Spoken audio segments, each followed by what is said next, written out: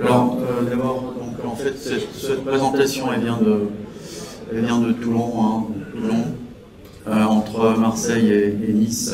Vous voyez qu'il y a cette magnifique rade avec le téléphérique du Mont-Faron, et que par analogie avec le touchous du ski, eh bien, vous allez, elle est inversée, enfin, elle est verticale. Et donc on va descendre en fait depuis le Mont-Faron jusqu'à la mer, et là en fait l'allégorie c'est de passer des 3e et 4e arcs bronchiaux, des localisations donc du thymus et des parathyroïdes et du foramen sécope pour la thyroïde vers la base du cou et le médiastin antéro-supérieur, comme vous pouvez le voir donc ici sur ce schéma. On va donc illustrer par un cas assez simple, puisqu'on n'a pas beaucoup de temps pour en parler. Donc à gauche, le thymus avec cet organe bilobé comprenant des structures lymphoïdes et impliqué donc dans l'immunité, et la thyroïde qui est à la base du cou, mais qui peut être parfois en position haute ou un peu plus basse avec prolongement médiastinal supérieur.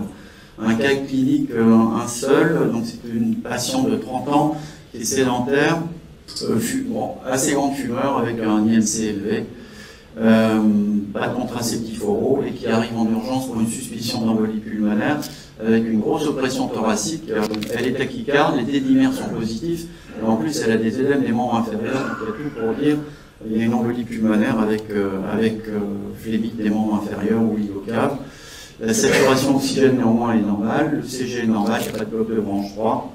Et le Doppler des membres inférieurs est normal, donc on est relativement rassuré en première intention, et on lui fait, j'espère que ça va, non, alors ça passe pas, bon, alors je vais vous montrer la vidéo tout de suite, voilà, et donc on lui fait quand même le scanner, on a éliminé une embolie pulmonaire, et on compte sur cette formation. Qu'est-ce que vous en pensez? Je vais vous la repasser. Est-ce que c'est normal ou pas normal d'avoir, vous pensez à un syndrome médiastinal, éventuellement antérieur, donc a priori vraisemblablement de la loge thymique,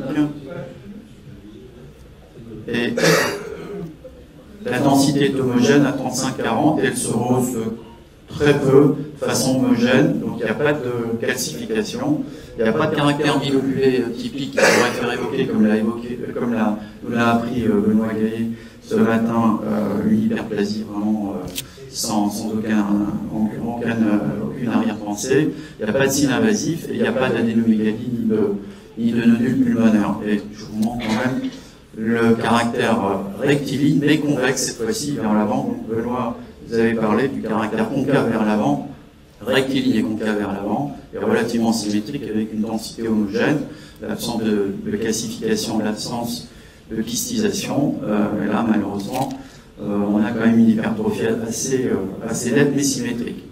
L'embolie pulmonaire étant éliminée, donc en fait on fait tout le bilan et on s'aperçoit que la TSH est très abaissée, et ce qui nous fait donc pratiquer un Doppler avec cette image donc de feu de forêt ou de thyroïde infernale, thyroïde inferno des Italiens et des Américains. C'était Rawls dans les années 90 qui l'avait décrit. Et donc on trouve un goitre avec absence d'exophtalmie, mais des tracts qui sont positifs avec un hyperdébit à plus d'1 mètre seconde. Donc le diagnostic de thyrotoxicose plus goitre avec des tracts positifs conduit à celui de Maïd-Bazdo grave. C'est le deuxième nom de la Maïd-Bazdo. Et donc cette patiente est d'emblée traitée par Numercazole, et finalement le problème de son syndrome médiastinal passe un petit peu au second plan, dans la mesure où on avait éliminé un diagnostic d'embolie pulmonaire qui pouvait mettre en jeu son pronostic vital. Néanmoins, les anticorps, donc anticholine et CRS, étaient négatifs. Et bien sûr, on n'a pas proposé de biopsie, comme nous l'a préconisé Benoît, pour des raisons de préservation éventuelle donc de la capsule en cas de malignité. Alors, cette patiente n'a pas eu d'IRM ni diffusion, ni in et out. pour des raisons de claustrophobie et puis parce que en fait, elle refusait un petit peu tout examen. Et là, je vais vous montrer donc les deux scanners entre le mois de juillet 2022 et le mois de mars 2023. Donc il y a le syndrome de masse. Le volume, a priori, était environ à plus de 350 cm, enfin la surface, pardon, 350 cm². Les bords convexes, une densité à plus 50.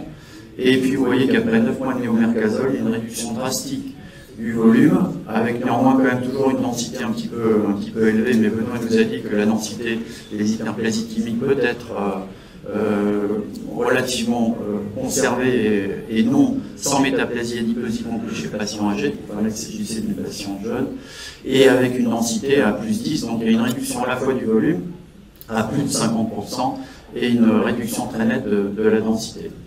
Alors les bords de convexe sont passés à concave plus ou moins rectiligne, et surtout, cette réduction est restée relativement symétrique.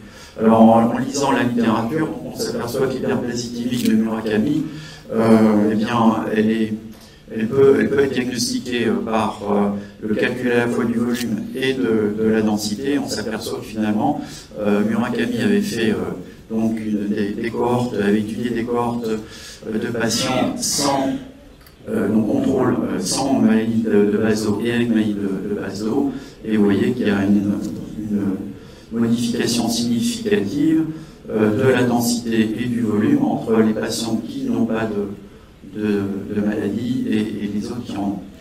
À peu près du double, du simple au double. Donc la physiopathogénie, comme on peut l'expliquer, bien en fait, tout simplement, alors on avait su déjà en 1914, c'était Hachette qui en avait parlé, de la corrélation potentielle entre la glande thymique et la maladie de Graves-Basedow. Michik, donc, qui avait décrit qu'il y avait 38% de modification thymique quand il y avait une thyrotoxicose, mais thyrotoxicose dans un contexte de maladie de Basedow. Et c'est en 1996, justement, que le Murakami a identifié par immunomarquage les mêmes anticorps, donc anti-récepteurs TSH, donc les TRAC, à la fois sur les membranes basales folliculaires du Basedow et également sur les cellules épithéliales thymiques. Donc il y a une explication directe de cette corrélation. Et pour finir, donc, pourquoi ça réduit que partiellement? Tout simplement parce que, en fait, l'hyperplasie du cortex qui est l'hyperthyroïdie réduit correctement sous ATS, sous néomercazole. En revanche, l'hyperplasie lymphoïde avec les centres germinatifs qui sont en plus grand nombre par rapport à une hyperplasie épithéliale thymique typique, liée à l'auto-immunité, réduit un petit peu moins, ce qui explique que cette image de l'hyperplasie incomplète après traitement sous ATS. Donc, pour finir, les take-home message, c'est donc devant toute masse médiacinale supérieure, pensez à regarder le pouls, éventuellement, si vous avez une TSH, c'est bien, on refait à 3 mois, ça permet à 3 mois, vous allez avoir une induction drastique du volume et de la densité des contours, et vous allez pouvoir, vous n'allez pas être obligé de faire une exploration IRM, et quand on voit un syndrome de masse médiacinale thymique, il faut penser à la thyroïde. Voilà. Donc, dès la vie embryonnaire, le thymus joue un rôle essentiel dans la tolérance du système immunitaire vis-à-vis du système endocrinien. Et donc, en cas d'hyperthyroïdie de Basedow, il faut penser à l'hyperplasie thymique réciproque. Voilà. Merci.